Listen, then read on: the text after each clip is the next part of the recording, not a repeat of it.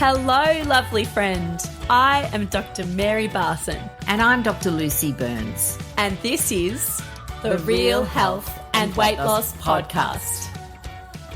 Good morning, gorgeous friend. How are you today? I am, of course, joined by the effervescent and glorious Dr. Mary. Hello, gorgeous one. How are you today? I'm good. I feel well. A bit tired. My baby kept me up with a cold, but I feel well and ready to take on the day with a bit of mindful pacing so I don't get too tired. How are you, gorgeous one? Yeah, I'm awesome. Feeling great. I do love a bit of autumnal weather, although I will tell you I really love warm mornings, and they're a bit chilly, especially when I dip my toe into the pool. So, but again, humans are resilient. We can do hard things. So we can do hard things.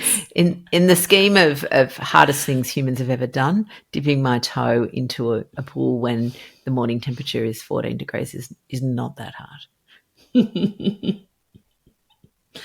Today we're talking about it's a bit of an indelicate topic, I would say, one that's important but indelicate. We are talking about poo. Indeed. In fact, I was going to do a little segue then, which I only thought of, from, we can do hard things to talking about hard poop. Yeah. So hopefully we're not doing you're hard right. poops. Yes. But it is a question that we get asked all the time on people who are changing what they eat and perhaps embarking on their low-carb lifestyle. Change in bowel habit is common, and we thought we'd chat about that today. The first thing we wanted to do, though, was have a disclaimer. So, Maz, can you just explain why we want why we've got this disclaimer? It's really important to know that sometimes, rarely, changes in your bowels, either constipation or diarrhea, particularly if it's persistent, could be a sign of something more serious going on, and you need to see your medical health professional. So if you've got a persistent change in your bowel habit, if you've got blood in your stool or mucus in your stool, go and see a doctor and get checked out. Usually it's nothing. Sometimes it really is something. So that is our first most important point. Whenever we talk about poo, we start with that. Absolutely. Now, assuming there is no sinister pathology going on, we do know that there is commonly a change in poop because what goes in must come out. But what we want to do is actually describe what is constipation, because quite often people have different understanding, and it's not something that you yak on about at a party, is it? So, Maz, can you just explain what constipation is and perhaps what it isn't? Constipation is an uncomfortable decrease in stool frequency, with the emphasis on the uncomfortable. So if you change what you eat, you might make less poo, especially if you're eating less grains and bran. You may simply make less poo, and that's not necessarily a bad thing, provided you feel comfortable and you feel well. But if you're uncomfy, bloating, pain, straining when you open your bowels, that is constipation, and it's not very nice. And it can happen when you transition to low-carb real food. It's often one of the sort of temporary symptoms, but it doesn't have to be. And we're going to chat about the simple things you can do to both prevent and treat constipation if you get it when you change your diet to a lovely real food diet, naturally lower in sugar and starch. Absolutely. So, number one thing that you can do to prevent or improve constipation, you start, Maz. I'd say number one is hydration, water, fluids. Get more fluids into you, especially during that transition phase. When you change what you eat, beautiful changes happen in your gut, in your cells, in your metabolism, And it can take your body a while to fully adjust. And one of the things that happens when you reduce your sugar and your starch intake is your insulin levels go down. So important for metabolic health and having a good metabolic balance. But as you do that, some changes happen in your kidneys and you start to wee out more salt. And wherever salt goes, water follows. So you wee out more water as well. And you can get dehydrated during that transition phase. And if you get dehydrated, that can contribute to constipation. So you need to be mindful of drinking and having enough water. Absolutely. Which leads me on to number 2 solution, which is the salt. So as you mentioned, when we lower insulin, we will wee out our salt, which, is wonderful, but can make us feel a little bit average while that happens. So again, particularly during the transition phase, you do need to have extra salt. And a lot of us, when we move into the low carb lifestyle, are moving into a real food lifestyle as well. So there's very little salt in real food compared to, say, processed or preserved food, which is often high in salt. So not only do you have to replace the salt that you've lost, you actually have to have adequate just dietary salt. So for some people, and again, assuming there's no medical contraindications for this, but people will need somewhere between 1 and 2 teaspoons of salt a day, which can feel like a lot when you're not used to that. So if constipation is your problem, then adding salt to your food may be helpful. And for some people, they may even take electrolytes or add salt to their water. Okay, number 3 solution. Ooh, fibre. Bit controversial. So the role of fibre is controversial. There is scientific debate as to how much fibre we humans need and if we really need fibre at all. But I would say that we are all individuals, and for some people, fibre is extremely helpful and extremely beneficial. And potentially increasing your fibre intake may help with constipation. There's a few ways you could do this. We love fibre from whole food sources, so have some delicious low-carb veggies, those beautiful above-ground veggies. If that works for you, have those in your diet. That's great. Another way to experiment with increasing fibre if you wanted to would be to have some chia seeds. They're really high in insoluble and soluble fibre. And psyllium husk is another thing that you could get. You can buy it in the chemist and the supermarket. It's often used in low-carb baking. And psyllium husk, it's like a bulking agent, really high in both soluble and insoluble fibre. And you can have 1 to 2 teaspoons of that mixed with water and see if that helps you. Absolutely. And the next thing is we're moving on from the salts, but a particular type of salts. Lovely Lucy, what's the other thing that can be really helpful in constipation? Yeah, so magnesium. So magnesium is, again, a mineral, an element that is important in our metabolism, and a lot of people find that particularly when they move into that lower carb lifestyle, that their body really misses its magnesium and they can feel a bit terrible. So it can give you headaches and things like that. So replacing that can be really helpful with that thing that is sometimes referred to as keto flu. We just like to call it transition symptoms. It's all it is. But same with your bowel. So with your bowel, you can take magnesium and it can be super helpful. And if constipation is the problem, then you can take it as magnesium citrate. Magnesium citrate is helpful because the magnesium in that form is easily absorbed, so that's good for your body. And the citrate component is the thing that helps stimulate the bowel. So if diarrhea is a problem, then don't use magnesium citrate. But if constipation is, then it's your friend. And it's easily available. It's a pretty cheap form of magnesium. You can just buy it at the chemist. So, yeah, I would be looking at that.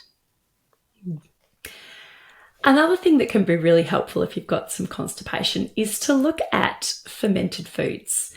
So one reason why we might be getting constipated when we transition to a low-carb real food diet is because of the changes in your gut microbiome.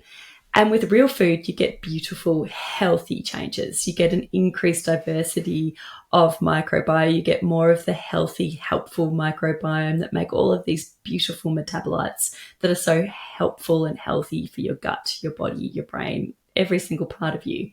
But again, the transition, can be a little bit rocky. And you can help your gut microbiome by eating healthy bacteria in the form of fermented foods. This could be, your kimchi, your sauerkraut. It might be some kefir, some fermented drinks. It is important with fermented food, though, to start low and go slow. So just introduce them a little bit at a time. Otherwise, it can be a bit of a sharp shock to your system and you can get symptoms that aren't too helpful. But fermented foods are so good for you. All the time, they're good for you, but especially if you've got problems with constipation.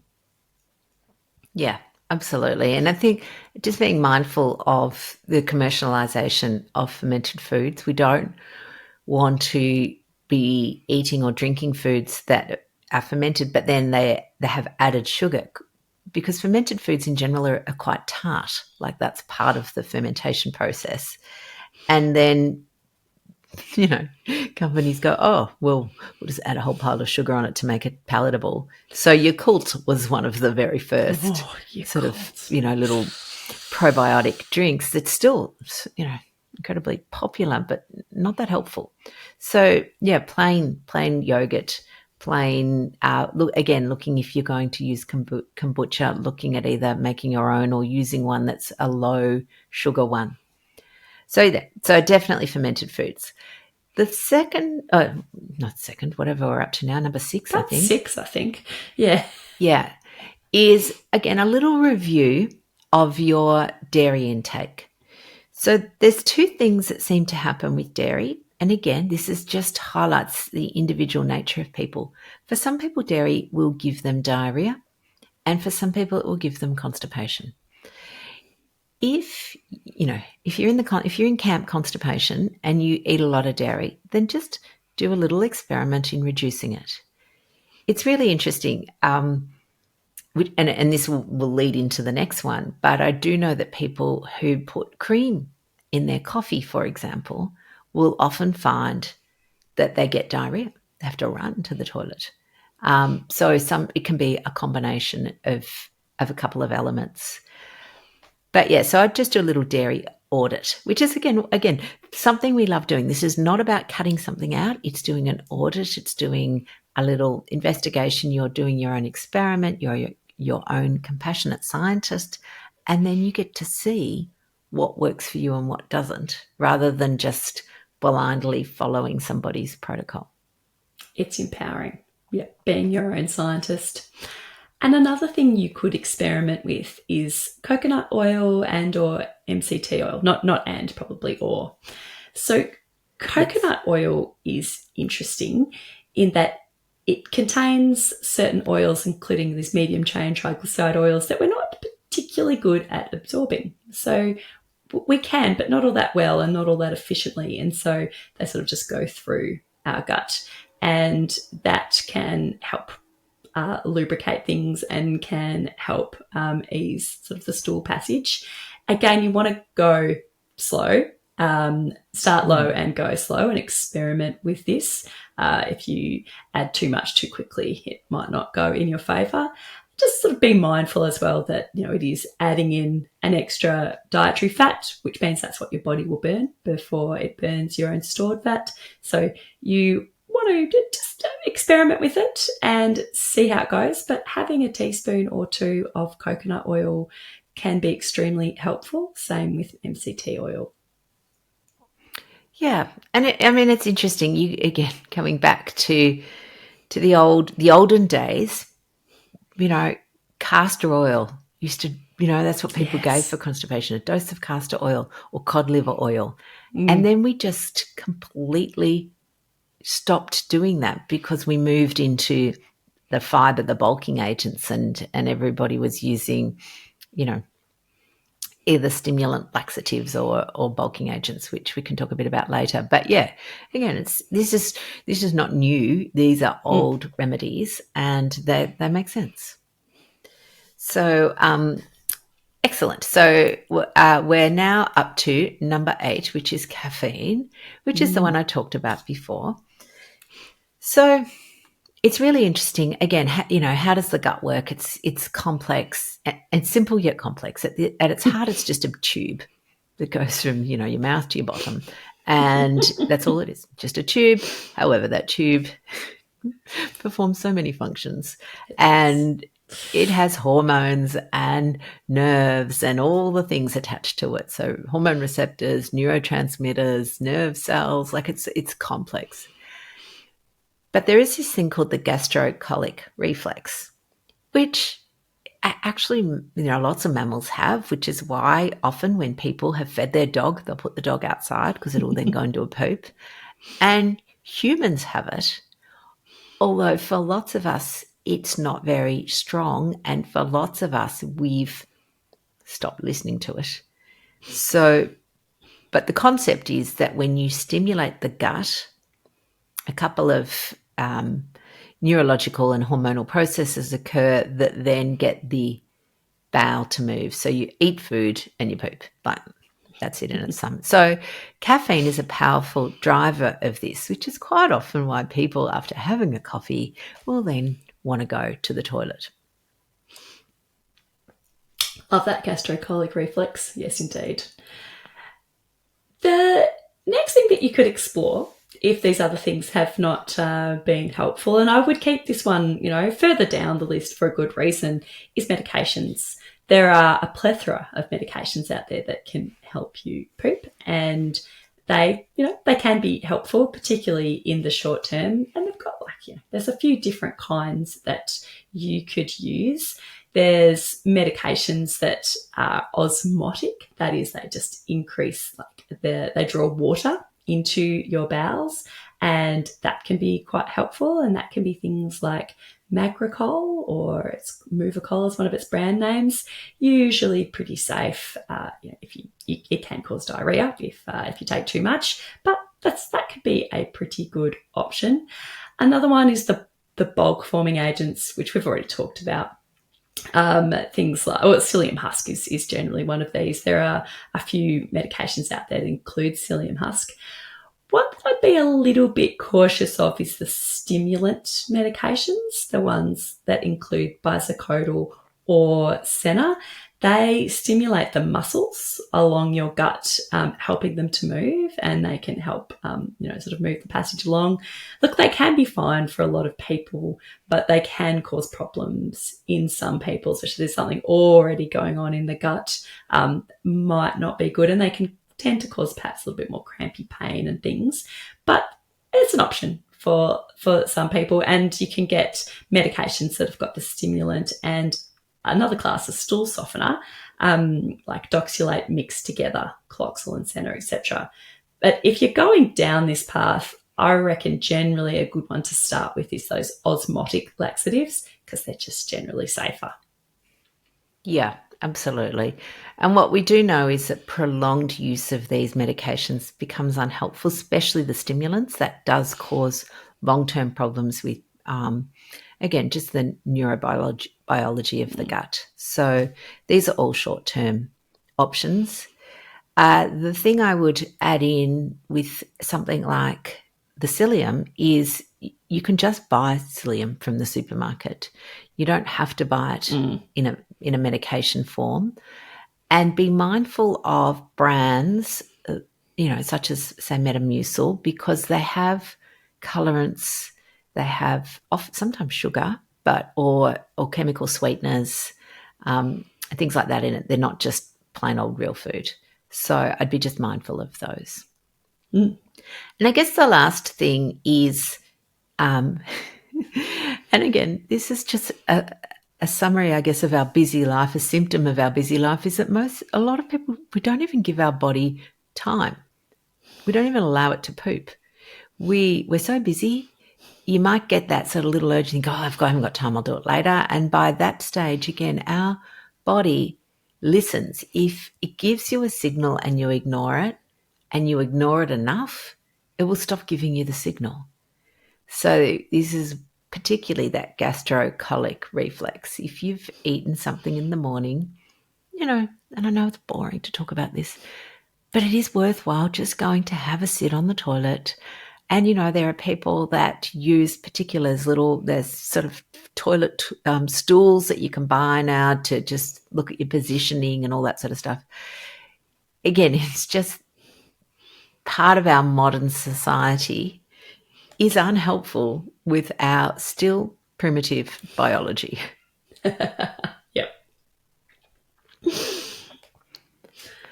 A couple of things that we would recommend you don't try, and again, these are you'll be getting all sorts of advice from Joan down the road or Tom up the shops that just don't fit into your low carb lifestyle. So, Mez, do you want to start the ball rolling with a couple of those? Yeah. So be mindful of things like prune juice. Yeah, prunes have got a large amount of particularly the soluble fibre in them, but they're also really high in sugar, and prune juice is high in sugar. So it's not necessary. There are so many things you can do without dumping all that sugar into your system. Yeah, absolutely. The other one that comes up a lot on Facebook groups are the sugarless lollies. So if you've ever read any of the reviews on gummy bears, they have particular sweeteners in them. So these are like the double D lollies as well. They have a sweetener in them, usually maltitol, which is, I mean, it's its own. It's got its own problems, but one of its problems is it actually still acts on your insulin levels. So if you're wanting to reduce insulin, which is what we recommend everybody should be aiming for, then they don't actually help you do that. It's false advertising. But the second thing is that the sweeteners in them are really toxic to our gut. Our gut doesn't like them, which is why sorbitol in particular is another sugar alcohol, which is on all the chewing gums, which says things like excessive consumption may cause laxative effect. It's because it is harmful to the gut. The gut does not like it. So those lollies, same. So yeah, don't follow Facebook advice. In general, don't follow Facebook advice. And just be aware of those sugar alcohols in general, particularly, well, if you've got diarrhea. So we haven't talked about that, but if you're experiencing diarrhea, really look to see how much sorbitol, mannitol, maltitol, lactitol, isomalt that you're eating, because yes, they can really cause those loose stools, and they can be quite problematic and not a great way to treat your constipation. There are better ways. No, absolutely. And, and as you said, it's interesting because we've got this, people with constipation, people with diarrhea, people, all ends of the spectrum, again, just emphasising how different humans are. But one of the things, again, so we get a lot of people who go, I've got diarrhea. So, we've got a couple of tips for that as well. And in particular, and people who go, but what about I don't have a gallbladder and I get diarrhea when I eat too much fat, and that can be a problem. So I thought we'll just finish up today with, a couple of things that you can do if you're getting diarrhea. You want to go first, Mez? Look, we've just said it, but number one, just check out, make sure you're not having too many of those sugar substitutes, particularly the ones we just mentioned, the sorbitol, mannitol, maltitol, lactitol, isomalt. Yep. They're not your friend. Not your friend. No. My number 2 tip is actually nuts. Like, I know when people move on to a low-carb lifestyle that, they will often eat a lot of nuts, way more nuts than they've ever eaten before.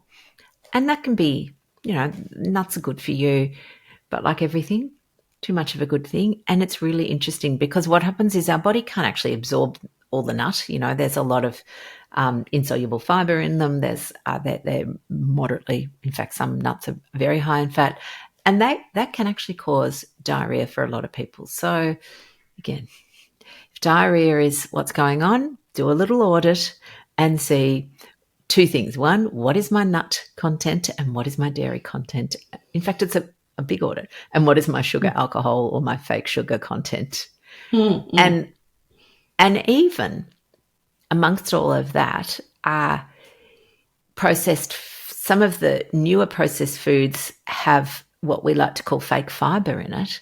So it's chemically constructed fibre or fibre that's pulled out of the original source. So particularly something like inulin, which is used because it's slightly sweet and it's a fibre, so you can whack fibre, 5-star fibre rating on your front of your packet.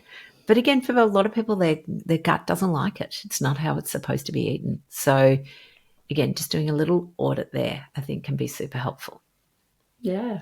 And finally, just think about your fat intake with diarrhea. If that's something that you are experiencing, if you're having extra coconut oil or MCT oil, really think about that. If you're having excess seed oils in your diet, seed oils and vegetable oils, our bodies actually haven't really evolved to cope with vast amounts of these processed oils, unsurprisingly, and that can cause diarrhea for some people. So, focus on real foods, on whole foods and your natural healthy fats, and things should definitely settle down.